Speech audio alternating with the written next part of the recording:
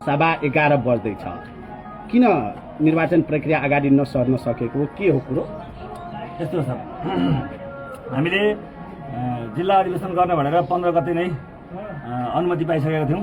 हिजो 24 गतेको लागि अधिवेशन गर्न भनेर अनुमति पाइसकेका थियौँ। त्यही अनुमति अनुसार हामी अगाडि बढ्यौँ। सबै प्रक्रिया पुरा गरेर हामी हिजो खुला सत्रमा गयौँ। खुला सत्र सम्पन्न नसकिकन बिचैमा चाहिँ सहमति गर्नुपर्छ, निर्वाचनमा जानु हुँदैन, यसले नराम्रो मेसेज जान्छ भन्ने खालको माननीयहरूको प्रेसर आउन थाल्यो। त्यही प्रेसरको कारणले हामी एक खालको सहमति पनि गर्न गयौँ।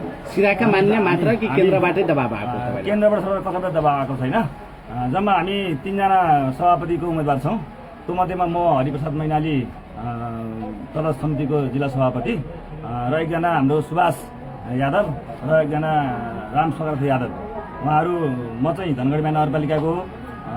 त्यसै गरेर सुभाष यादव नरा गाउँपालिकाको र राम सगरथ यादव पनि नरा गाउँपालिकाको र प्रदेश सभापति पनि नरा गाउँपालिकाको र समानुपातिक सांसद पुरुषोत्तम यादव पनि नरा गाउँपालिकाको हैन। एकै पालिकाको चाहिँ सबै पद यो जिल्लाको राष्ट्रिय स्वतन्त्र पार्टीको इपी सेन्टर नराला बनाउन खोजिएको छ। यसमा मेरो घोर आपत्ति छ। यो राष्ट्रिय स्वतन्त्र पार्टीमा सुरुदेखि मैले काम गर्दै आएको। मैले यति दिन काम गरिसकेपछि मैले बनाएको सङ्गठनबाट मैले विश्वासको मत पाउनको लागि मैले चाहिँ चुनावी प्रक्रियामा जानुपर्छ। चुनावले जे रिजल्ट दिन्छ त्यही रिजल्ट स्वीकार्न म तयार छु भनेर चाहिँ भोटिङ गरौँ अब भनेर मैले चाहिँ सुरु गरेँ। त्यसपछि गएर हिजो चुनाव पनि घोषणा भयो। चुनाव घोषणा भइसकेपछि राति नै गर्ने कुरा हुँदाहुँदै विभिन्न कारणवश अब प्रतिनिधिहरू लिस्ट नआइसकेको, लिस्ट बनाउनै नदिएको, पटक पटक विरोध गरेको कारणले समयमा हामीले लिस्ट उपलब्ध गर्न सकिनौँ र निर्वाचन आयोगलाई पनि अन्यलमा राख्यो। र हिजो साँझैमा आज 10 बजेदेखि चाहिँ निर्वाचन प्रक्रिया अगाडि बढाउने भनेर हिजो सूचना जारी गरिसकेको र आज हामी त्यो प्रक्रिया सबै पुरा गरेर अब सुरु गर्न खोज्दैछौँ।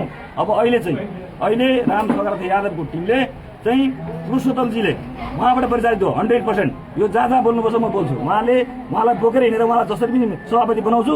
यदि बनाइने भने म सांसद पदबाट राजीनामा दिन्छु भनेर कसम खानु भएको छ।